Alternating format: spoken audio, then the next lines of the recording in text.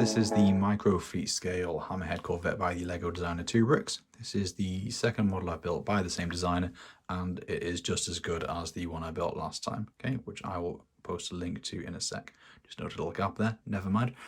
The Hammerhead Corvette itself is built in scale with the rest of 2Bricks micro fleet, okay, which he's done plenty of videos of, and they're all really good, and this is no exception. Ignore the stand. The instructions do come with a more substantial stand that comes out under here. I just haven't built it because I didn't have the parts. I've been messing around with this. I may change it. The set itself is really good. It's a really nice build. It's incredibly sturdy.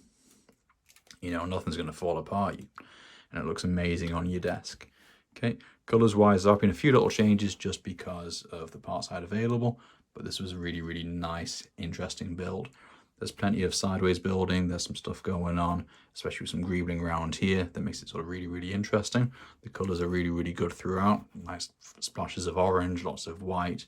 You know, it really reminds you of the ship that we saw in Rogue One. There is one change that I made around the cockpit area, which I'll do a little sort of instructional video of, which I'll stick on the end of this if you want to have a look at it, just because of the way that some of the bracket pieces were pushing against each other. But even if you make the change or don't make the change, this is a fantastic set. It's available for a couple of dollars to get the instructions on Rebrickable. I will link that below. Let's just take a quick look at it.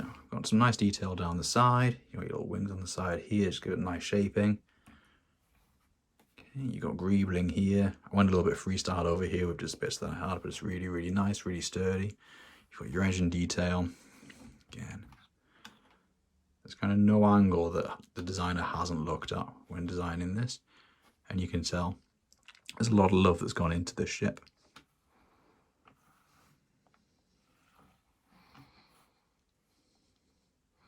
In whichever angle you look at this from, it's a really nice model, and this will definitely not be taken apart like the last one was. If you're wondering why I took the Vector Interceptor apart, or Vector Fighter, because I needed these parts for the engines.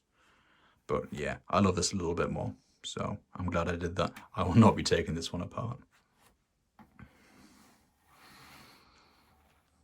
Just a few more angles from you. I know this bit's the wrong colour. I ordered a spare, but only one turned up, so I'll be changing that when I get around to it. Now let's take a look at a little bit that we modified at this end. Okay, so to make the change, we're going to pop this bit off first, and then we're going to take these bits off. Sometimes easier said than done.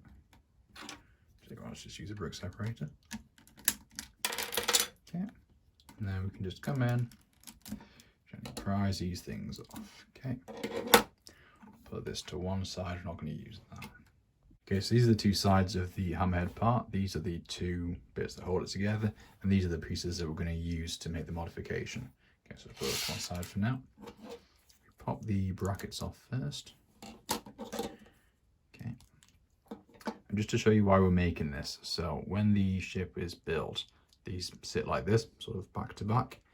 Now, we pop that on there, and then go to pop this one in.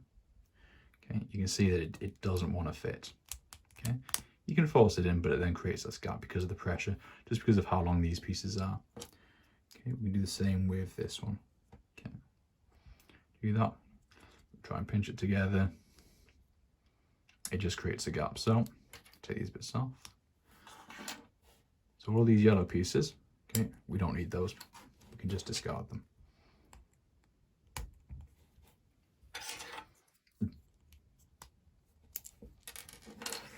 Okay. And then on these pieces, just going to do the same. So get rid of the yellow piece, and then take that off. We're going to keep that. Take this bit out. Okay, so that's done.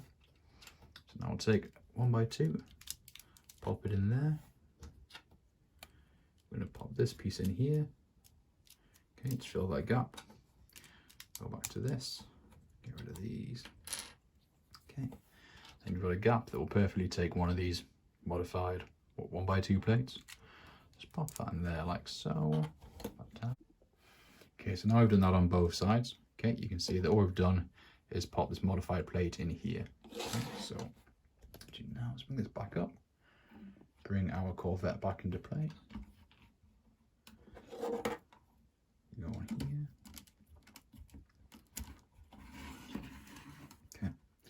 I'll do this one on camera so you can see it. Okay, everything back in. Okay, and then we've got our plates there. So put this one across the top. This one in here. Okay. And there we go. So what that gives us is a nice seamless, gets rid of the orange line there. So it gives us a nice seamless cockpit. But it also means it's not putting these pieces under pressure. Okay, so whereas before we had these and they did not want to stay together, this, nice and smooth, nice and seamless. Okay then, so whether you modify or keep it as standard, this is a beautiful ship and definitely deserves to be built and deserves to be on your shelf. As I said before, this is the second set that I built by the designer. I'm definitely looking forward to building some more. Okay, he's got a really good catalogue, especially of ships in this scale. Okay, just to give a quick measurement so you can get an idea of how big this thing is. It clocks in about the same length as the Crazy Mustang.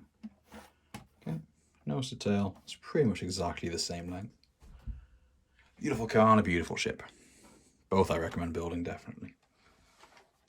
Okay, there we go, just leave that there for a couple of seconds, have a look at that. Yeah, I'm not going to be taking this thing apart for a very long time.